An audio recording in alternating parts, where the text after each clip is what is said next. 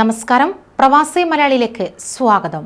സൗദിയിൽ മഴയും മഞ്ഞും ഒരുമിച്ചെത്തിയപ്പോൾ വിസ്മയ കാഴ്ചകളാണ് വാർത്തകളിൽ നിറയുന്നത്. കഴിഞ്ഞ ദിവസമുണ്ടായ തബൂക്കിലെ ചിത്രങ്ങൾ ഏവരും ഏറ്റെടുത്തിരുന്നു. ഇപ്പോഴിതാ സൗദിയിലെ മഞ്ഞുവീഴ്ചയുടെ ദൃശ്യങ്ങൾ സമൂഹമാധ്യമങ്ങളിൽ വൈറലാകുന്നു.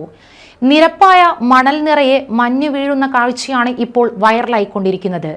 നിരവധി പേർ ഇതിന്റെ പലതരത്തിലുള്ള വീഡിയോകൾ ട്വിറ്ററിൽ പങ്കുവച്ചിരുന്നുവെങ്കിലും മുഹമ്മദ് അൽ യഹ്യ എന്നയാൾ ട്വിറ്ററിൽ പോസ്റ്റ് ചെയ്ത വീഡിയോ ആണ് സോഷ്യൽ മീഡിയയിൽ വൈറലായി മാറിയിരിക്കുന്നത്. മണലിൽ മഞ്ഞു വീണ് കിടക്കുന്നത് കാണാം.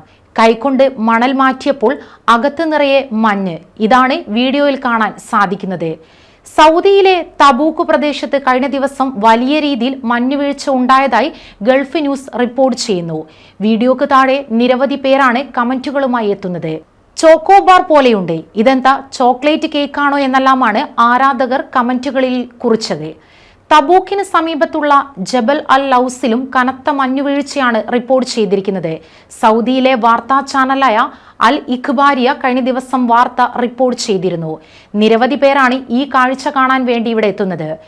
ജിസാൻ, മദീന, ഹായിൽ, അൽ ജൗഫ്, അസീർ എന്നീ സ്ഥലങ്ങളിലും അടുത്ത ദിവസം മഞ്ഞുവീഴ്ചയ്ക്ക് സാധ്യതയുണ്ടെന്ന് സൗദി ദേശീയ കാലാവസ്ഥാ കേന്ദ്രം മുന്നറിയിപ്പ് നൽകിയിട്ടുണ്ട്. അതേസമയം പാതയോരങ്ങളിലും കുന്നുകളിലും മഞ്ഞു മൂടിയത് കൗതുകമായിരിക്കുകയാണ്. പ്രകൃതി ഭംഗി ആസ്വദിക്കാനും ചിത്രമെടുക്കാനും കുട്ടികൾ ഉൾപ്പെടെ പ്രദേശവാസികൾ പുറത്തിറങ്ങുകയും ചെയ്തു. ദൂരപ്രദേശങ്ങളിൽ നിന്ന് വരെ കാഴ്ച കാണാൻ ആളുകൾ എത്തുന്നു.